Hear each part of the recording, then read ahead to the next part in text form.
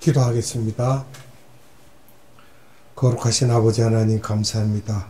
오늘도 복되고 복된 날 우리에게 허락하사 생명의 말씀 앞으로 인도하시고 하나님의 살아계시고 항상 있는 말씀으로 우리를 양육하시는 하나님께 감사와 찬양과 영광을 돌립니다. 성령님 이 시간 함께 해주셔서 예배드린 모든 자들에게 충만하옵소서. 성령님께서 충만하심으로 그 기름 부으심의 은혜로 우리가 하나님의 말씀을 우리 영혼에 담을 수 있게 하시고 그것으로 우리가 살게 하시고 그것으로 우리가 생명 양식이 되게 하옵소서. 오늘도 아버지 하나님께 감사와 찬양과 영광을 올려드리며 예수님의 이름으로 감사하며 기도드리옵나이다. 아멘.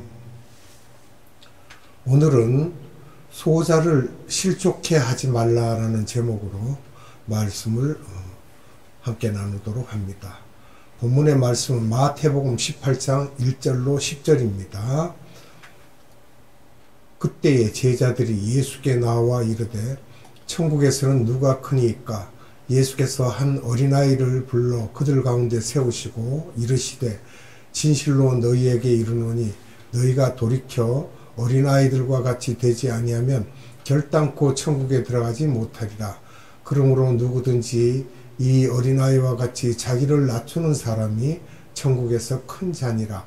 또 누구든지 내 이름으로 이런 어린아이 하나를 영접하면 곧 나를 영접함이니 누구든지 나를 믿는 이 작은 자 중 하나를 실족하게 하면 차라리 연자맷돌이 그 목에 달려서 깊은 바다에 빠뜨려지는 것이 나으니라. 실족하게 하는 일들이 있으므로 말미암아 세상에 화가 있도다. 실족하게 하는 일이 없을 수는 없으나 실족하게 하는 그 사람에게는 화가 있도다. 만일 내 손이나 내 발이 너를 범죄하게 하거든 찍어버리라. 장애인이나 다리 저는 자로 영생에 들어가는 것이 두 손과 두 발을 가지고 영원한 불에 던져지는 것보다 나으니라. 만일 내 눈이 너를 범죄하게 하거든 떼어내버리라. 한 눈으로 영생에 들어가는 것이 두 눈을 가지고 지옥불에 던져지는 것보다 나으니라. 삼가 이 작은 자 중에 하나도 업신여기지 말라. 너희에게 말하노니 그들의 천사들이 하늘에 계신 내 아버지의 얼굴을 항상 배웁느니라. 아멘. 오늘의 말씀 18장 전체가 어떻게 하면 우리들이 하늘나라에 가서 높은 사람이 되겠는가 하는 것입니다. 왜냐하면 천국은 계급사회이기 때문입니다. 여기도 계급사회인데 여기서 낮은 계급이었던 사람이 천국에서는 높은 사람이 될 수 있기 때문입니다. 천국에서 높은 계급을 받을 수 있는 하나님의 중요한 원칙이 있습니다. 첫째, 사람들과의 관계성에서 겸손한 자인가 하는 것입니다. 두 번째는 한 마리의 잃어버린 어린 양에게 관심이 더 많으신 예수님처럼 하는 것입니다. 하나님의 사람들이 복음을 듣지 못한 미전도 지역에 더 관심을 갖고 그곳에 전도하고 뜨거운 마음을 갖고 선교하는 지상명령에 순종하는 마음을 가진 자 또는 그런 일에 관심이 있는 자들입니다. 세 번째는 중보기도하는 사람입니다. 가난하고 소외된 자들과 미전도 지역에 있는 사람을 위하여 중보기도하는 사람입니다. 교회 안에 문제 있는 인물이 한 분 있었는데 그분을 위하여 몇 사람을 데리고 가서 말을 하였지만 그가 말을 듣지 않자 더 많은 분들을 데려가서 말해도 이를 듣지 않자 교회 전체에다가 이 사람은 이런 사람이라고 말을 해도 그가 말을 듣지 않을 때 예수님께서는 그런 사람을 쫓아내라는 것입니다. 그러시고는 그를 위하여 기도해 주라. 그 후 두세 사람이 내 이름으로 기도를 하면 내가 들어주시겠다는 말씀을 하시고 너희들이 땅에서 매면 하늘에서도 매일 것이요 땅에서 풀면 하늘에서도 풀릴 것이라고 하셨는데 이 말씀은 어떤 정말 부족한 사람이 교회에서 실수를 하였을 때 그런 사람이 교회에서 손가락질 당하고 어려움을 당하고 있을 때 그런 사람을 교회에서 쫓아내라고 하시고는 그분을 위하여 두세 사람이 모여서 기도하라는 것입니다. 이것이 중보기도이며 이런 분들이 수호자이며 조그마한 자라고 하면서 이런 분들을 위하여 두세 사람이 모여서 기도하라는 것입니다. 중보 기도하는 사람이 내 가족, 사업, 내 건강을 위해서 하는 것이 아니라 소외된 자들을 위하여 미전도 지역과 복음을 모르는 곳에 가난한 자들을 위하여 기도하는 사람들이 하늘에서 또는 하늘나라에서 계급이 높아진다는 것입니다. 네 번째는 용서하는 자입니다. 용서의 삶을 사는 자들은 다툼이 없고 화평케 하는 자입니다. 그러면 계급이 높아지는 자들의 단계가 있습니다. 가장 높은 단계 1단계는 실족해 하는 일을 하지 않는 사람입니다. 여기에 보면 어떤 소자는 어떤 사람입니까? 가치가 없고 교육도 받지 않고 돈도 없는 자입니다. 이런 사람을 실족해 하면 어떤 결과가 오는가? 연자 맷돌을 메고 바다 물속에 가서 빠지는 것이 낫다는 것입니다. 그러니까 실족해 하는 사람은 화가 있다라는 것입니다. 실족이란 말은 잃어버린다는 것이죠. 그리고 발은, 족이라는 말은 발입니다. 발이 하나 잃어버리는 것과 같은, 또 거침돌이라는 말은 걸려서 넘어지게 한다는 내용이죠. 우리 크리스찬들은 마라톤 선수와 같은데 우리는 구원받아서 하늘나라에 갈 때까지 마라톤 하는 것과 같은데 사도 바울이 이렇게 말했습니다. 열심히 신앙생활을 잘 하면서 전진하여 걸어가고 있는데 누군가 딴지를 걸어 거친 돌이 되어서 가던 사람이 가던 길에서 넘어지게 되는데 사람들 중에 일어나서 달려가는 사람이 또 있습니다. 하나님의 뜻은 계속하여 전진하여 달려가서 끝까지 들어가게 하여 구원시키는 것입니다.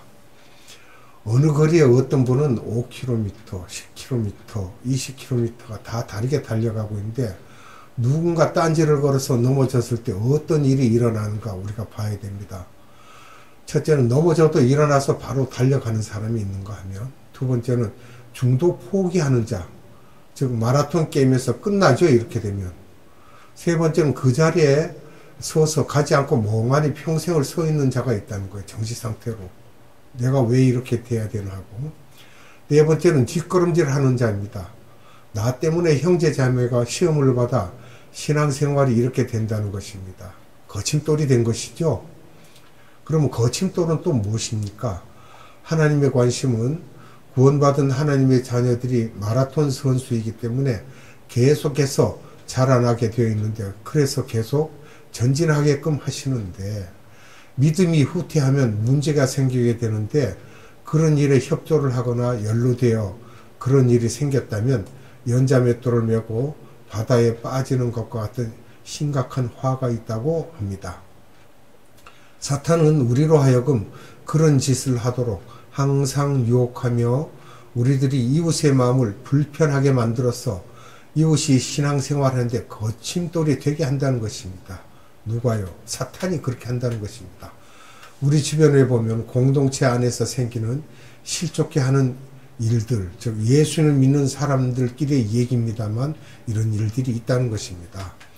사탄 마귀는 교회 안에서 분쟁을 일으키게 하며 마라톤 게임을 한 지 200m도 안 가고 이제 뛰려고 하는 사람들을 실족해 하는 그런 일을 하고 있다는 것입니다. 또 특히 실족해 하는 일 중에 하나가 교회가 오늘날 세속화되어 가고 있는 것입니다. 예수를 안 믿는 사람이나 특히 믿음이 시작된 사람 중에 지식인들이나 식견이 있는 사람들이 볼 때 이 교회가 왜 이렇게 세속화되어 있느냐고 보게 되면서 이것은 거룩한 하나님의 공동체인데 하면서 예컨대 서로 성장 위주로 달려가고 경쟁심이 유발되고 이 교회 저 교회 교인들이 서로 빼앗아오고 교회가 세상 사람들 비즈니스 하는 사람들과 조금도 차이를 알지 못하게 되며 또 물질 만능주의, 부패가 있고 비윤리성이며 비도덕성이고 소금과 빛의 역할을 하지 못하는 것을 보면서 이분들이 나 신앙생활 안 할래? 저 장로들, 권사들, 목사들을 볼 때 기본적으로 안 돼 있다고 하면서 지탄이 대상이 되어 이렇게 하여 교회에 나오지 않는 사람들도 있다는 것입니다. 주님께서는 화있을 찐저 소자에게 관심 없는 자들, 특히 목사들, 지도자들은 정말 조심해야 합니다. 우리 같은 사람들입니다. 나부터 조심해야 하고 또 이런 모습들을 보여주었을 때 그래서 우리 지도자들은 거침돌이 되지 않도록 아주 조심해야 합니다. 나부터 조심해야 하고 이런 부분을 나름대로 깨닫고 있기 때문에 정말 힘듭니다. 그리고 고린도전서 9장은 사도 바울이 고린도 교회에 정성을 들여 말씀을 가르치고 하늘의 비밀을 가르치고 하여서 구원받은 사람들인데 그중 몇몇 그룹들이 바울에게 욕을 하는 상황으로 교인들이여 바울이라는 그 사람은 우리에게 말씀을 가르치고 뒤에서 다른 짓을 하는 사람이며 베드로도 그랬고 바울도 자기 처들을 데리고 말이 선교를 하는 것이지 세계 여행을 하는 것이며 아주 형편없는 사람이라고 하는 소문이 퍼져 사도 바울이 그 말을 듣고 이제 하는 말씀입니다. 고린도전서 9장 7절로 14절입니다. 누가 자기 비용으로 군복무를 하겠느냐? 누가 포도를 심고 그 열매를 먹지 않겠느냐? 누가 양떼를 기르고 그 양떼의 젖을 먹지 않겠느냐? 내가 사람의 예대로 이것을 말하느냐? 율법도 이것을 말하지 아니하느냐? 모세 율법에 곡식을 밟아 떠는 소에게 망을 씌우지 말라 기록하였으니 하나님께서 어찌 소들을 위하여 염려하심이냐? 오로지 우리를 위하여 말씀하심이 아니냐? 과연 우리를 위하여 기록된 것이니 밭 가는 자는 소망을 가지고 갈며 곡식 떠는 자는 함께 얻을 소망을 가지고 떠는 것이라. 우리가 너희에게 신령한 것을 뿌렸은즉 너희의 육적인 것을 거두기로 과하다 하겠느냐? 다른 이들도 너희에게 이런 권리를 가졌거든 하물며 우리 일까 보냐? 그러나 우리가 이 권리를 쓰지 아니하고 범사에 참는 것은 그리스도의 복음에 아무 장애가 없게 하려 함이로다. 성전의 일을 하는 이들은 성전에서 나는 것을 먹으며 제단에서 섬기는 이들은 제단과 함께 나누는 것을 너희가 알지 못하느냐? 이와 같이 주께서도 복음 전하는 자들이 복음으로 말미암아 살리라 명하셨느니라. 아멘. 우리가 사도의 권리에 대해서 말하자면 주 안에서 무엇이든지 다 할 수 있지만 그렇게 하지 않는 것입니다. 말하자면은 누가 저보고 맥주도 2병 먹으러 가면 그것을 다 먹겠습니까? 또 우리가 덩치가 있기 때문에 먹을 수도 있다고 생각하겠지만 제가 여러분들 앞에서 맥주를 먹으면 나는 먹을 수 있지만 여러분들 생각에 우리 저 목사가 맥주를 막 먹네, 마시네. 여러분 중에 한 분이 그럼 나도 먹어야지 하면서 먹다 보면 목사인 나는 아무리 먹어도 실수를 안 할 수가 있지만 믿음이 약한 자가 실수를 하게 되면 그것 때문에 알코올 중독자가 되었고 그것이 목사님 때문이라고 할 수 있기 때문에 여러분들에게 거침돌이 될까봐 제가 먹지 않는 것입니다. 우리가 이래서 조심해야 된다는 것입니다. 거침돌이 되지 않기 위해서이며 가정에서도 믿음이 없는 자녀들을 볼 때 거기에는 어머니 아버지가 거침돌 역할을 하였기 때문입니다. 어머니 아버지가 집사 장로이지만 전혀 모범이 되지 않았을 때 자녀들에게는 그것이 거침돌이 되었기 때문에 그 자녀들이 신앙생활을 안 하게 되는 것입니다. 어머니 아버지가 정말 하나님 같은 거룩한 생활을 할 때 거짓말처럼 자식들이 빨려 들어옵니다. 제가 전도한 한 여자분이 정말 예수님을 믿고 싶지만 우리 시어머니가 어느 교회 권사인데 아주 못돼서 입만 열면 내 마음을 괴롭게 하고 입만 열면 나를 아프게 하고 정말 나쁜 여자입니다. 그런데 교회에 가면 인기가 대단하다고 하면서 이것이 거침돌이며 여기에 계시는 시어머니들이여 며느리들이여 모범이 되어야 하고 며느리가 신앙생활을 안 한다고 하면 그 권사님에게 문제가 있는 것입니다.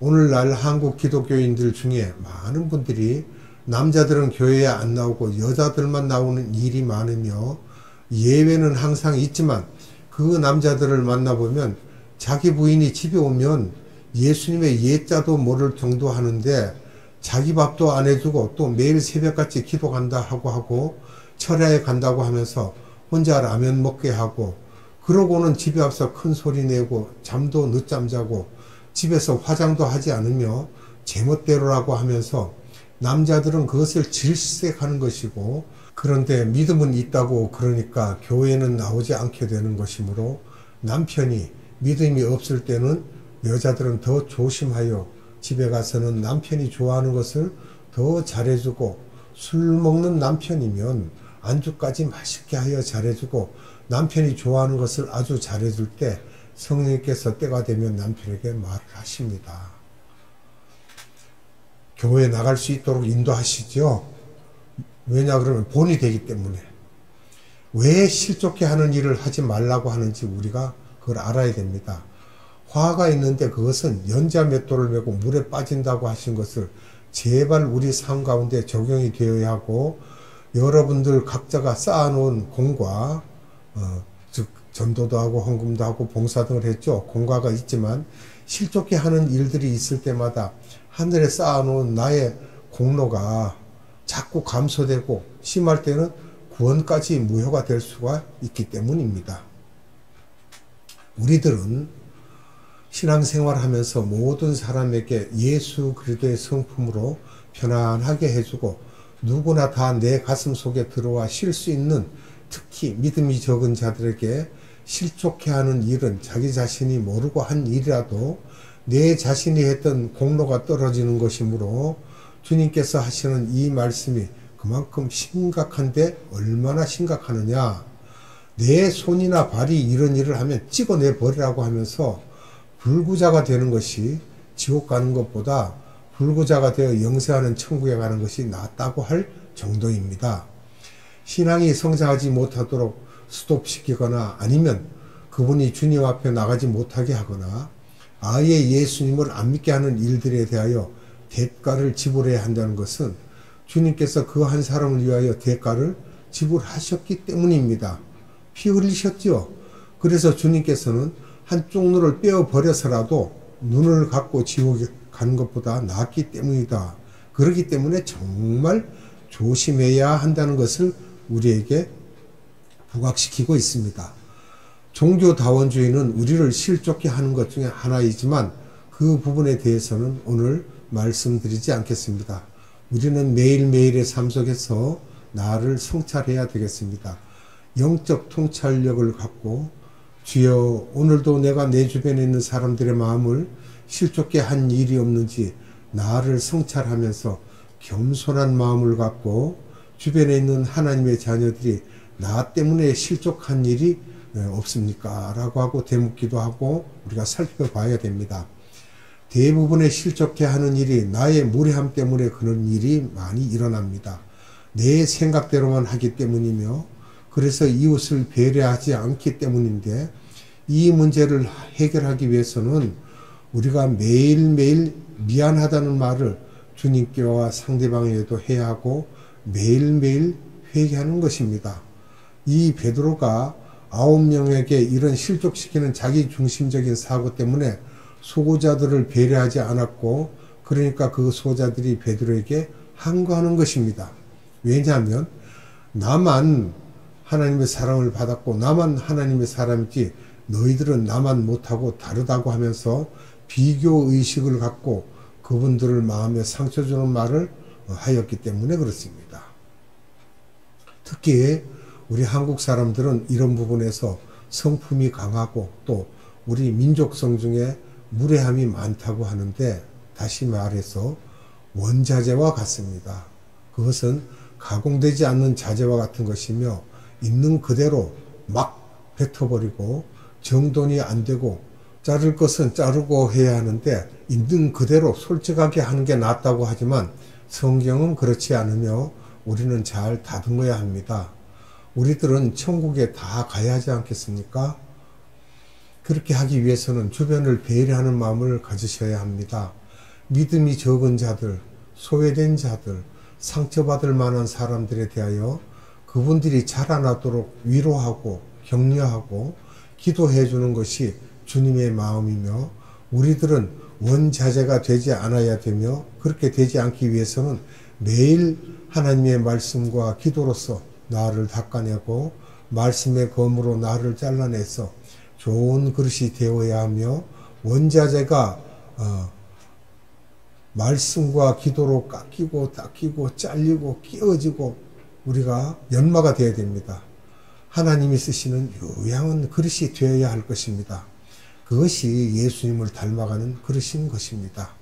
예수님을 닮아가는 그릇이 되면 주변 사람들에게 마라톤 경주를 하는 하나님의 자녀들에게 기쁨을 주고 보람이 되고 평강을 주고 힘이 되게 하고 격려를 주는 그러한 일을 하게 되며 그것이 주님이 원하는 것이며 그래서 이분들이 마라톤 경주를 하면서 계속 자라나게 하며 우리 눈으로 볼 때 아직도 부족하지만 잘한다 힘내라 하고 비판하고 잘라내는 것이 아니라 그래서 우리가 자꾸 파이팅 하는 것이며 주님을 향하여 같이 달려갈 때 내가 기쁘다고 하면서 주님이 영광과 기쁨을 받으신다는 것입니다.